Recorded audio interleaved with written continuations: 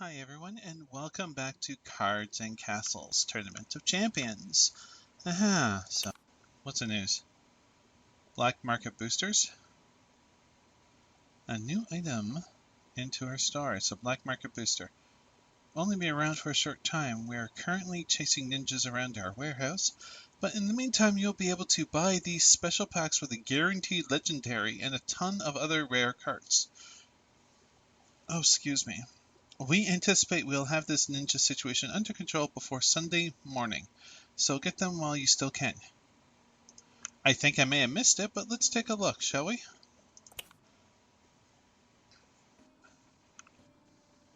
Starter, booster, epic bundle, and legendary bundle. Yep.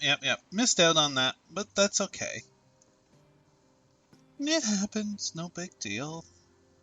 Like I said before in the last video, I, generally speaking, don't play unless if I'm going to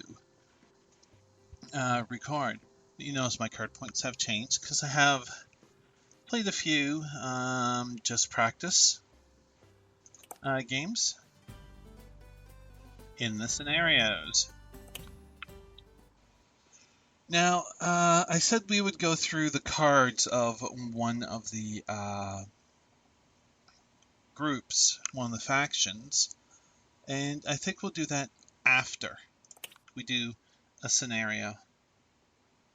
Let's see, we're on sparring match, so let's just jump straight into it and see how that goes, and then we'll go through. A rival team wishes to spar. They seem well trained. Perhaps you can learn from them. 1-1-2, done. Now let's take a look to see what they have on the board. Draw an extra card at the start of every other turn. Library, and that's a mercenary.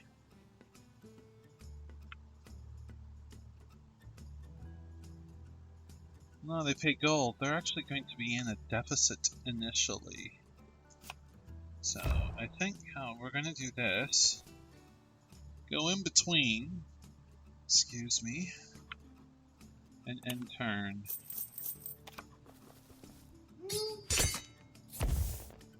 I expected that actually, so I'm fine. I wanted to play this.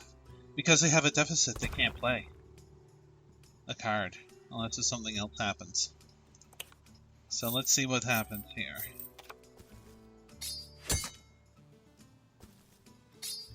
Yeah.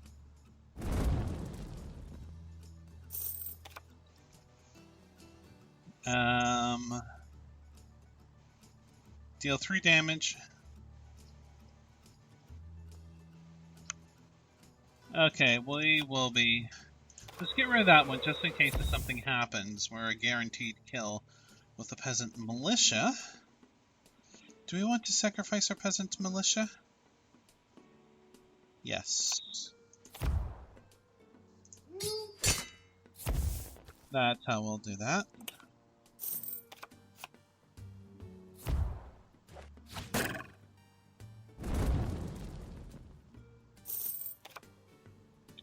And we can get rid of these next turn. Cold Blast, deal 3 damage. You die. Nothing else I can do.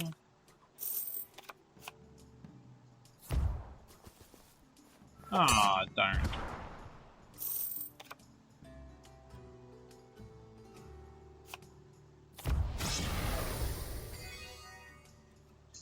Yeah, we're gonna move you up like that right away.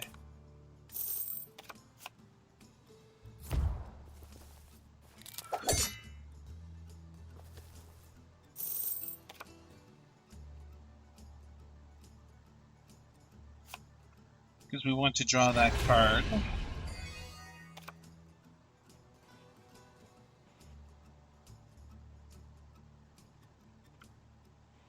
This takes out that library.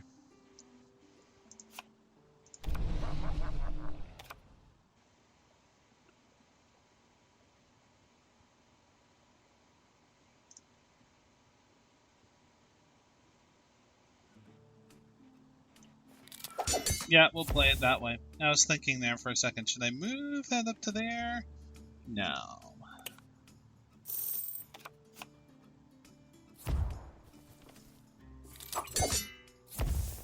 Ah, darn. But that's okay, because we're doing this.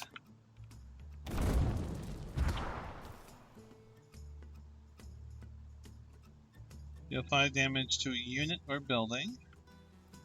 You only have one. We can't do flank and give a unit double damage, but they take 2 more damage. That's okay.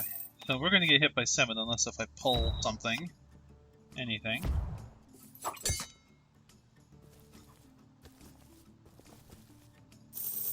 Oh, a fireball.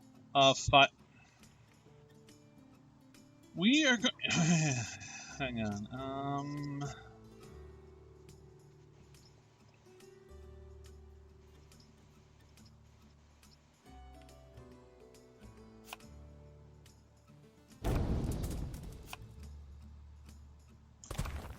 The stable is going to act as cannon fodder. It protects our castle on the top.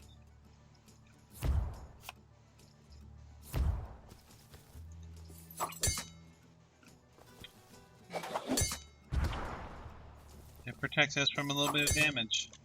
Now, can I please draw a card? That's why I wasn't too worried about that. Okay. Vampire.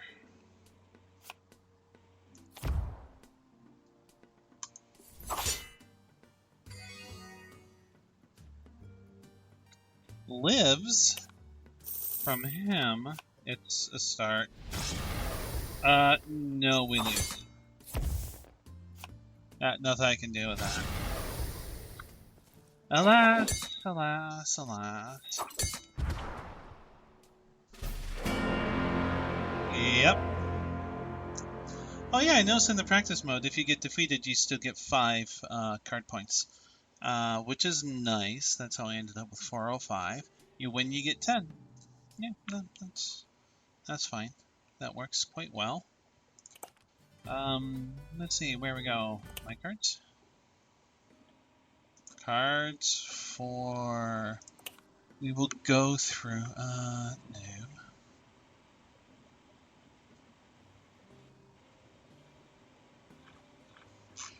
Yeah, this is... Okay. So the grayed out ones are ones we don't have yet. So we'll go through each of these, and it goes from lowest casting cost to... Where is it? 10 casting cost. Okay, there we go. Alright, so Cloak of Ice. Give a friendly unit at the start of your turn. Deal 2 damage to nearby enemies and inflict -2 movement for 1 turn. Quite effective, 0 casting cost. Give a unit +3 attack this turn. Give a unit +1 health. Draw a card.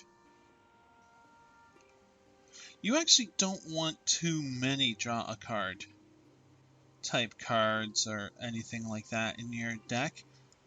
Because as you saw, it's like if you burn through your deck and somehow the person has survived, your castle starts taking damage. Because you have no more cards to draw, and that's not a good position to be in. Smithy. Support. Give an ally a +1 attack this turn. Vortex. Deal 2 damage to a unit and pull it 2 spaces. Now that could be an advantage if, let's say if you have a card that does cleave, so you can hit a bunch of cards around. And there's a card that will, an enemy card could use that 2 damage, pull it forward, and then the cleave will do enough damage to finish it off.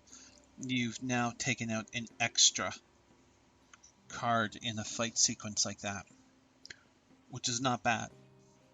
Oh, Wings of the Valkyrie. Pull a friendly unit 2 spaces towards your side of the field, draw a card. Get out of jail, buy yourself some time, that kind of thing. Not a bad card. Let's see. There's this cleanup. I'm guessing that has to do with because you can only have 2 of any type in your deck. So if you got 3, you'll get these shards. I don't know what the shards are used for. Oh well. Aura of Command.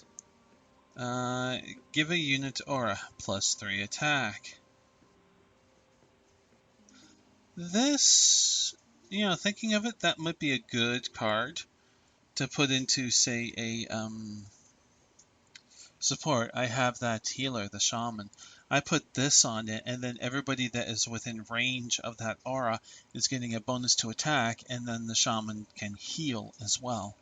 So not a bad card combo for that kind of setup.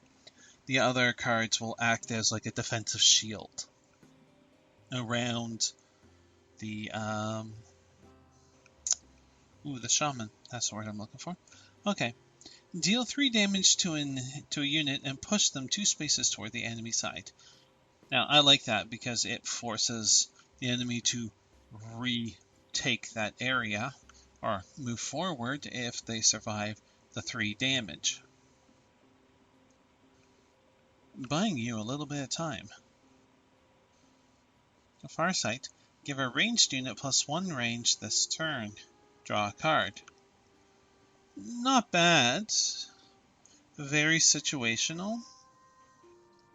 The only reason I would say to have this card at all is if you are going for a fair number of draw an extra card to try and get stuff out quicker.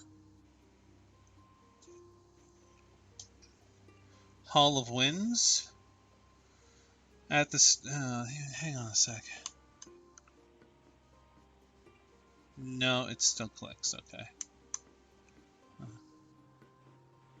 I was changing my mouse wheel feature. Hall of Winds.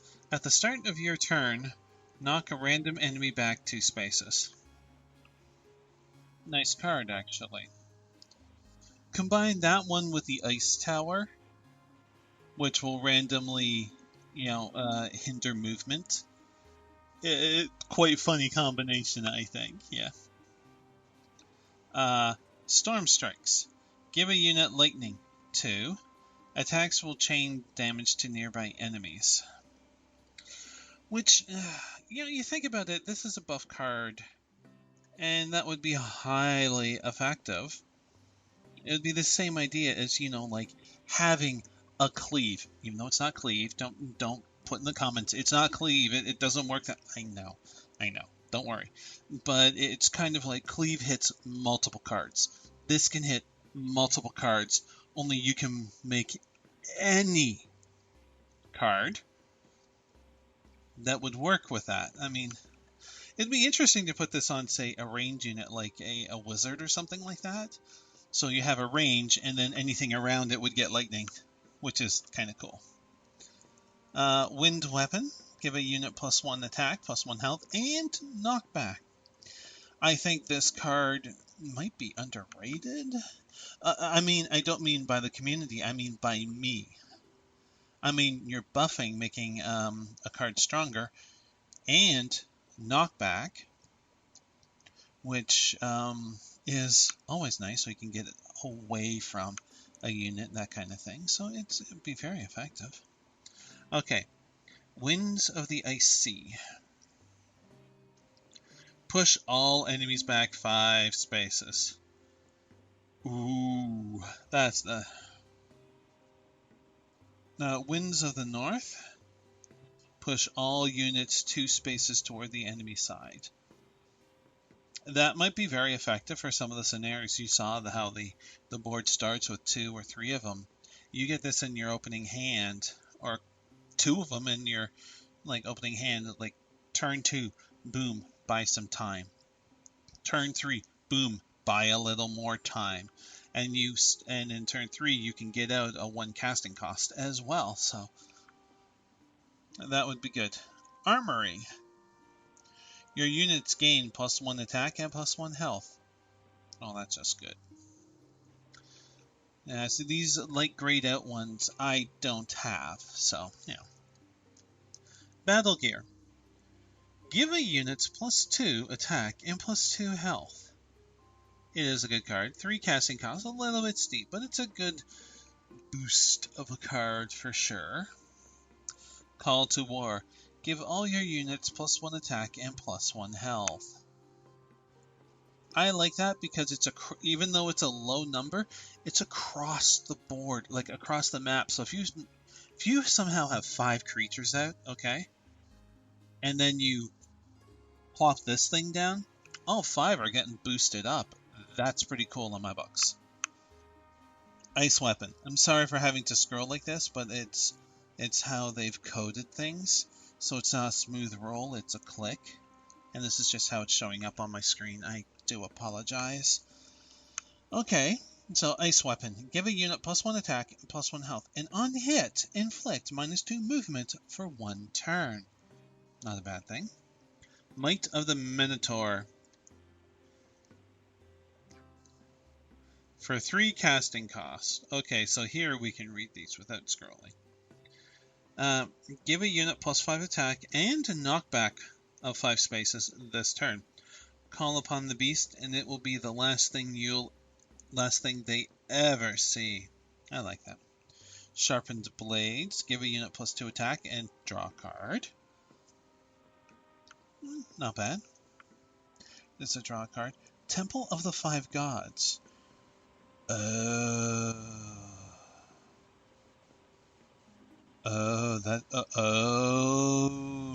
That's a nice card.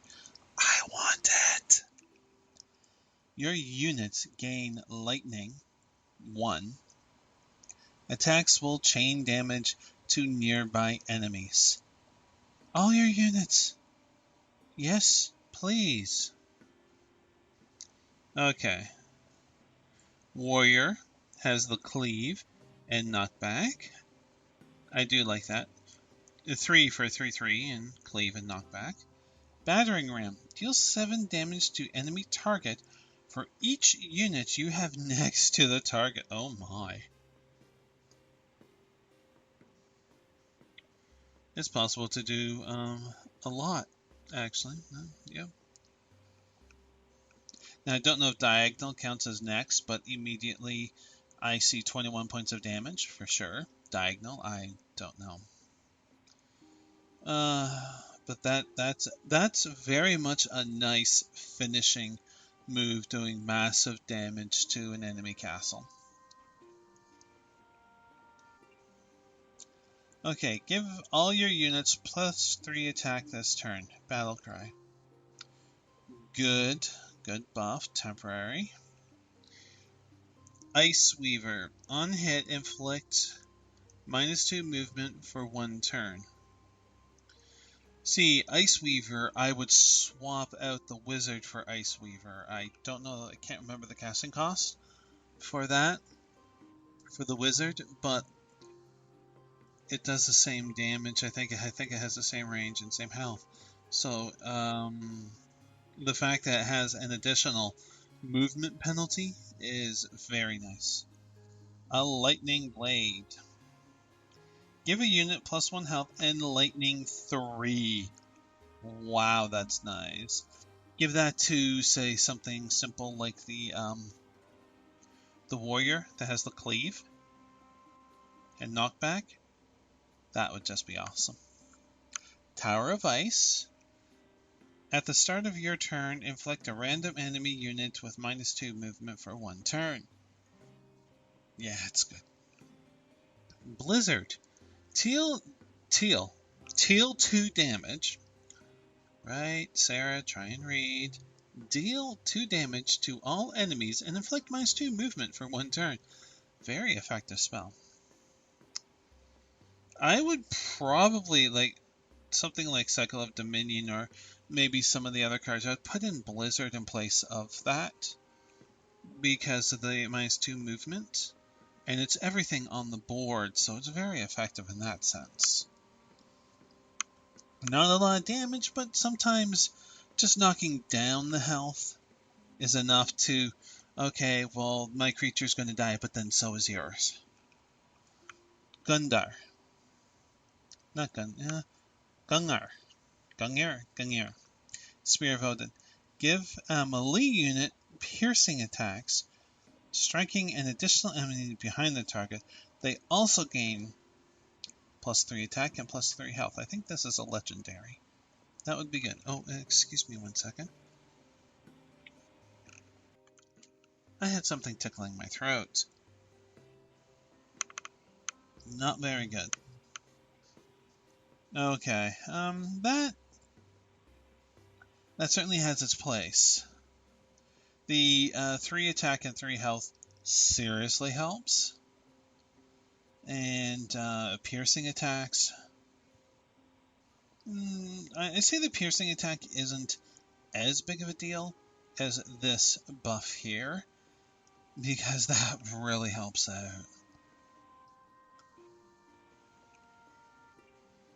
Bjornif's Blessing. For this turn, whenever the target unit slays an enemy, it may move and attack again. This cannot occur more than 3 times. ABC, always be cleaving! That's cool. Great Cleave, Lightning, 2. Attacks will chain to nearby enemies. So yeah, that's not bad. I haven't put that one in, and I'm wondering if I should. Triple Strike, give a unit 2 more attacks this turn. That's a fantastic one to throw on like a wizard or something. Actually, that's a interesting idea.